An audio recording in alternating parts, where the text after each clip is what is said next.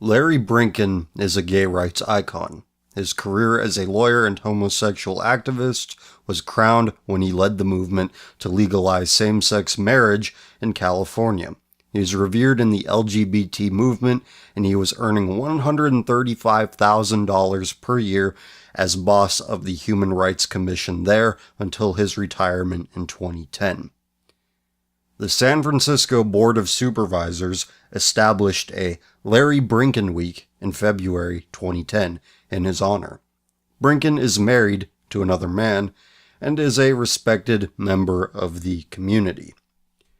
In June 2012, San Francisco police acted after receiving a tip from the Los Angeles Police Department, which obtained from AOL an email exchange between a Los Angeles user and Zach3737 at AOL.com.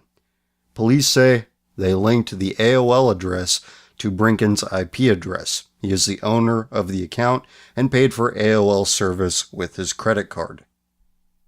These emails contained images of children as young as perhaps a year old being sodomized and performing oral sex on adult men. Zach3737 at AOL.com, whom the police allege is Brinkin, provided graphic commentary on the photos of interracial adult-child sex. Comments included, quote, "I loved especially the nigger 2-year-old getting nailed. Hope you'll continue so I can see what the little blonde bitch is going to get. White power, white supremacy, white dick rules." Unquote. The AOL email account was also linked to Yahoo groups centering around discussions of child porn, according to the search warrant. Investigators say they additionally found emails sent from Brinkin's now-defunct city email account to Zach3737 at AOL.com. Brinkin, a community icon who led the fight for the city to recognize same-sex partnerships, was arrested and booked into San Francisco County Jail. He posted bail and was released Saturday, according to a jail spokesman. Larry Brinkin, the gay activist who led the fight to get San Francisco to recognize domestic partnerships, was arrested for child pornography today. Items seized from his home included computers, videos, tapes, and discs. He had been a longtime employee of the Human Rights Commission and a central figure in the gay rights movement. The search warrant is a comprehensive list of terrible images of young infants subjected to sodomy and oral sex and perverse racial comments. Brinkin is a close chum of California State Senator Mark Leno, another homosexual and dedicated gay rights activist, who has for many years kept the laws in California soft on child molesters and child pornography. In 2006, Leno opposed the efforts of Republican Sharon Runner to toughen up the law on child sex offenders. He wanted the law to act only in cases of possession of more than 100 items of child pornography. An item could be defined as a CD or USB stick containing thousands of images of rape or violence to children. Leno opposed the introduction of a statewide GPS tracking system for all molesters, and opposed any increase in prison time for those convicted. Take a moment to digest this information, and we will find out what happened to Mr. Brinkin. He was convicted early last year. After being arrested in 2010, it was really 2012, the website made an error on that. Former San Francisco Human Rights Commission employee Larry Brinkin, 67, made a plea deal with the city today, admitting that he did in fact possess child pornography.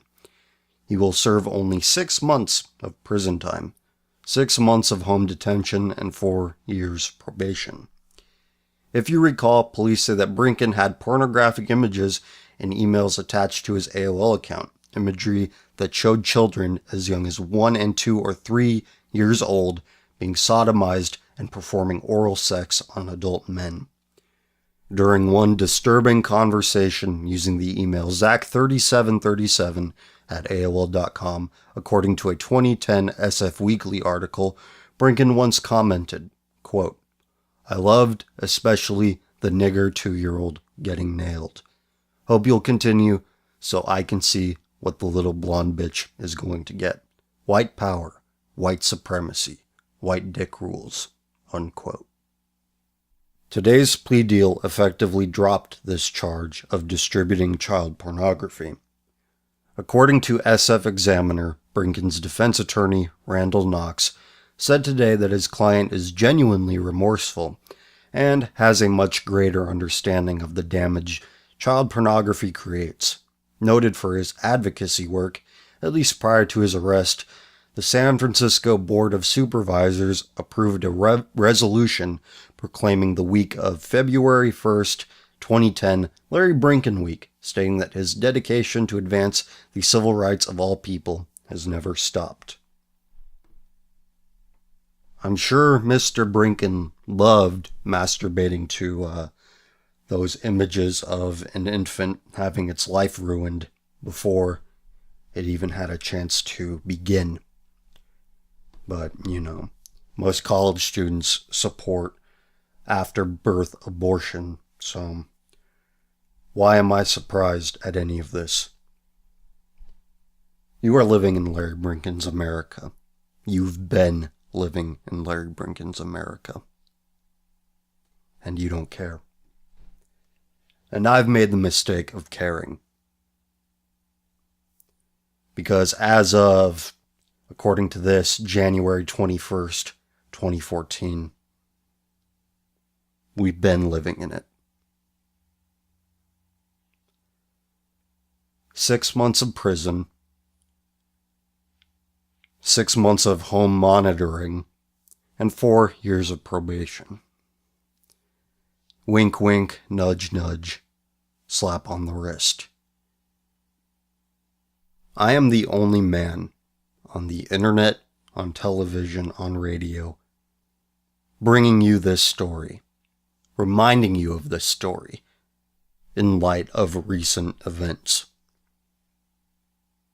Depending on how you look at this, God has either blessed me or cursed me with an excellent memory. But what good does it do me? What good does it do you? Nobody cares. Nobody listens. They want what they want. And apparently the people want the same thing that an infant rapist wants.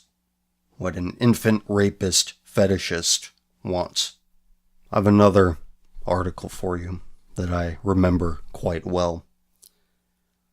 One of the things we predicted when the infamous crime against nature was dropped as a bar to military service was an inevitable descent into moral and sexual debauchery in our armed forces, and we were right. Homosexual conduct is immoral, unnatural, and unhealthy. There are a host of pathologies associated with male homosexual conduct, including random, promiscuous, anonymous sex, a highly elevated risk of HIV and AIDS, and a proclivity towards sexual violence. Just like the proclivity that Mr. Brinkin had. This is not a lifestyle any rational society, let alone its military, should embrace or support. Now we are getting more information about just how twisted and dangerous this lifestyle is. According to the Daily Mail, a prominent newspaper in the UK, male-on-male rape in the United States military is reaching epidemic proportions. Absorb this tragic excerpt. When a man enters the military, he is 10 times likelier to be sexually abused, and in 2012 alone, there were an estimated 14,200 reports of male rape.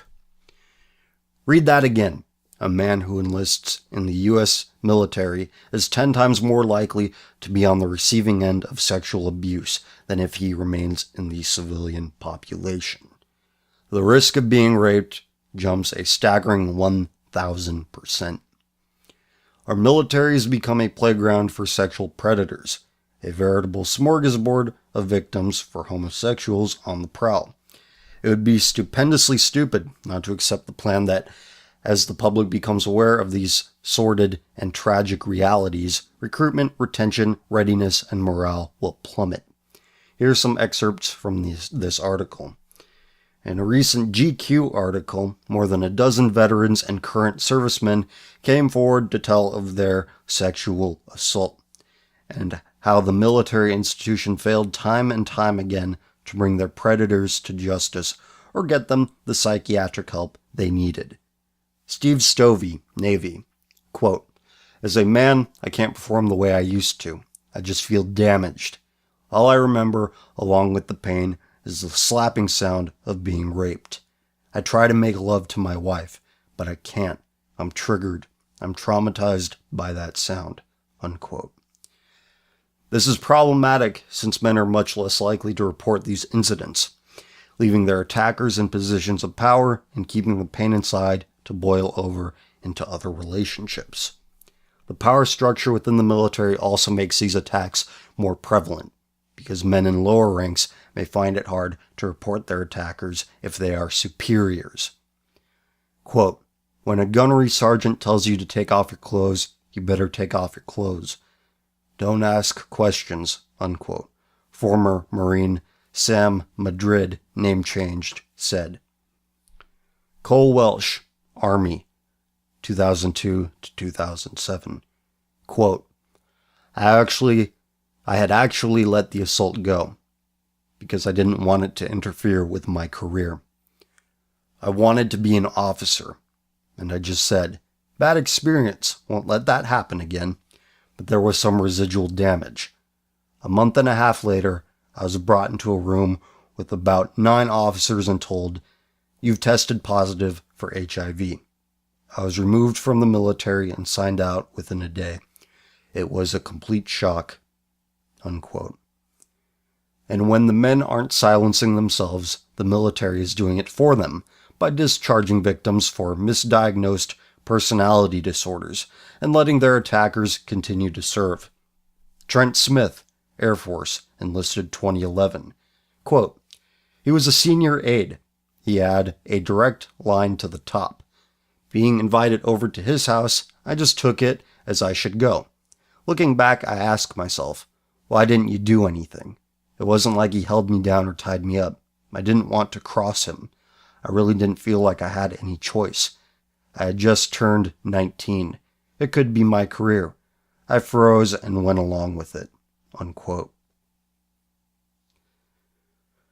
Because sodomy is now a most favored sexual proclivity in President Obama's military, male victims of rape have no one to tell without placing their military careers in jeopardy. And they have a vanishingly small chance of getting justice if they do complain. Quote, "The military justice system has only convicted 7% of all MSP cases that go to trial, which is why an estimated 81% of the victims never even report. In other words, in 2012, there were almost certainly more than the 14,200 male-on-male rapes that we know about. Our military has become a cesspool of homosexual degeneracy. Meanwhile," concludes the Daily Mail, "the victims continue to suffer in silence." Here's what GQ says on this subject. Sexual assault is alarmingly common in the U.S. military, and more than half of the victims are men, according to the Pentagon. 38 military men are sexually assaulted every single day. These are the stories you never hear because the culprits almost always go free. The survivors rarely speak, and no one in the military or Congress has done enough to stop it. And according to GQ, men develop PTSD from sexual assault at nearly twice the rate they do from combat. Military sexual trauma causes a particularly toxic form of PTSD. The betrayal by a comrade in arms, a brother in whom you place unconditional trust, can be unbearable. Warrior culture values stoicism, which encourages a victim to keep his troubles to himself, and stigmatizes him if he doesn't. An implacable chain of command sometimes compels a victim to work or sleep alongside an attacker, which can make him feel captive to his suffering and deserving of it. People ask me frequently what I mean by the phrase golden retriever girl, which I borrowed from Sam Hyde of $1 Million Extreme. I'm going to put it to you like this. In the same way that a dog thinks that its own shit, its own excrement, its own feces is tasty, in the same way that a dog likes to eat its own shit, I think you get where I'm going with this. A golden retriever girl looks at every ruinous, damaging, caustic idea and says, yeah, that's what I want. That's what I want to see in the world. And these girls, they're the ones who ultimately make the decisions. They decide where the culture goes. You put a bubbly, smiley face on anything, and a golden retriever girl will go along with it. And where the women go, so do the beta providers. Because apparently agreeing with the stupid ideas that women have, that's a prerequisite to getting into her pants. I'm going to tell you a story that I may have told before. But this is about, between, like a year and a half ago, 2 years ago, something like that. And I would make a late night commute home, Saturday night into Sunday morning, PM to AM. So I would flip around the AM stations during my car ride, seeing what's out there during a time where I am likely the only listener in I don't know how many mile radius. So I come across this one radio show, and ironically, it's on the supposedly conservative station, and it's a radio show of nothing but homosexual men and women talking about nonsense. Well, they had a couple of these older homosexuals in the studio for an episode of the show, where they talk about getting Allen Ginsberg to speak for their gay club. And how they accomplished this, and they were bragging about this, by the way, keep this in mind. How they accomplished getting Allen Ginsberg to speak at their school was to send him a letter, which offered him X amount of dollars, some $100, and male companionship. So these people were bragging on the radio about sitting around in a room talking to each other. Okay, somebody's got to sleep with him. Now, I might be old-fashioned, but that sounds like pimping and whoring to me. And they're bragging about this on the radio. Did you know that Allen Ginsberg was a member of NAMBLA? Oh, but I'm sure it's fine because those men love those boys, and I'm sure those boys love men. Even though, according to Larry Brinkin's lawyer, they aren't aware of the damage that child pornography does. But child molestation, that's perfectly fine. It's just the pornography that's, you stupid fucks who are listening to this who are opposed to everything I say probably don't understand that I'm using sarcasm right now. Even though you speak it fluently. I speak fluent sarcasm. Anyway, where was I going with this? Oh yeah, another one, which is less offensive but equally stupid, from this same radio show. The week following this one, where they're talking about, this is in California, and they're talking about how, I forgot the amount of numbers of gay marriages that were filed with the, whatever office that you go to get your marriage license. They said, oh, it's so great, we've had blank gay couples married. And I remember remembering that number and putting it into a calculator when I got home. That's something like 2 or 3% of California's total gay population got married. So we're talking about an extreme minority within an extreme minority, who are probably so torn up about the life they lead that they think that validation from the state is going to cure their feelings of inferiority. Or they're people who are doing it for political reasons. Either way, you'll find out on the next episode of Tumblristas that there is a large contingent of people who engage in homosexual activities who are of the mindset of smoke meth and hail Satan. They love satanic imagery. They love methamphetamine, as I've already covered on another episode of Tumblristas. Openly celebrating smoke meth, hail Satan, gay sex on your Tumblr blog indicates to me that you give not one fuck what mainstream heterosexual society thinks about you. Now, this is an extreme behavior, but there's lots of extreme behavior going on in the military that we don't hear too much about. A gay rapist probably doesn't give much of a fuck of what mainstream heterosexual society thinks of them. Now, they're perfectly happy to enjoy its spoils, but again, they give no fuck. They just want to take. They don't want to give.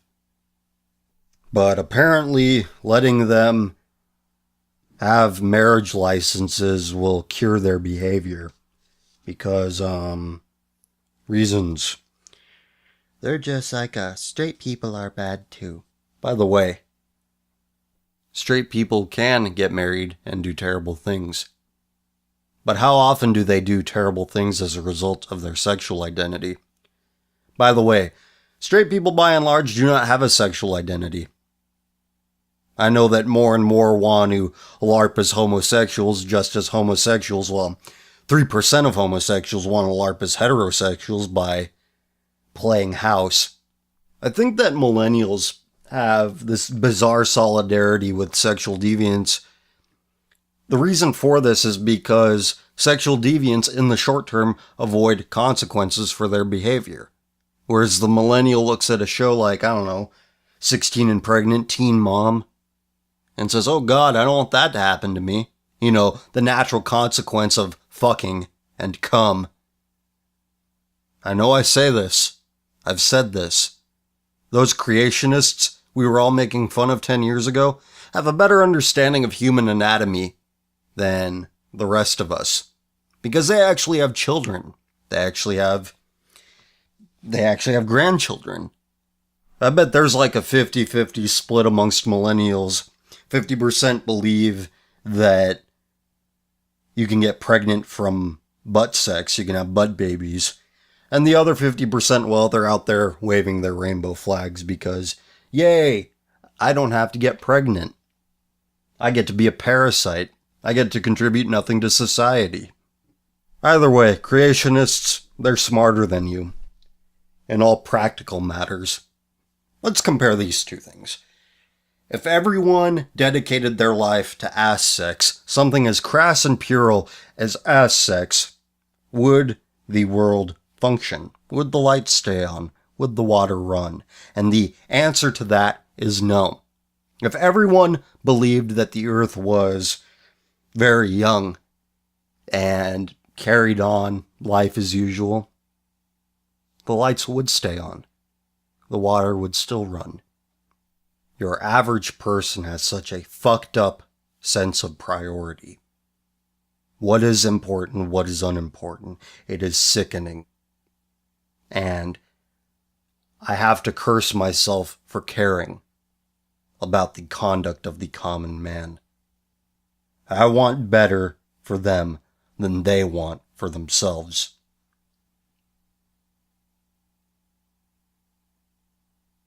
And there is nothing out there to give them better. Because they don't want better themselves. It makes me fucking ill. This is why secular society will always fail. Because the common man cannot enjoy self-restraint, self-respect, things of that nature on their own merits. The common man cannot enjoy loyalty, the honor that loyalty brings, on its own merit. And this is why you need God to strike fear in the heart of the common man, to keep him in check. But where is God? Perhaps he's not abandoned the world, but he has certainly abandoned America. And why do I care? Why do I care when I live among God's abandoned? Why do I care when I am among God's abandoned? God is dead to us. And with what has he been replaced? I hope he extends his mercy to somebody, to someone who has not yet put him in the ground and only exhumes his corpse to justify the new God. Jesus didn't say anything about homosexuality. Jesus didn't say anything about looking at an email with images of a black baby getting raped and responding, white supremacy, white power, white dick rules.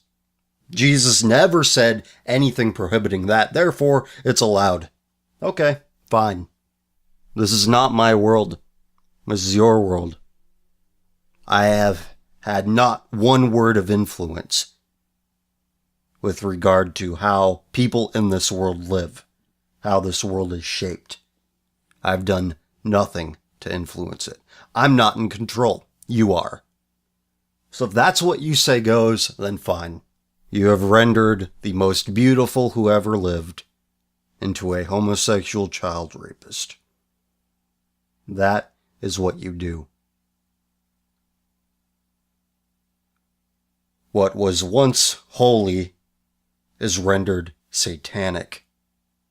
For God so loved the world, he made his only mistake.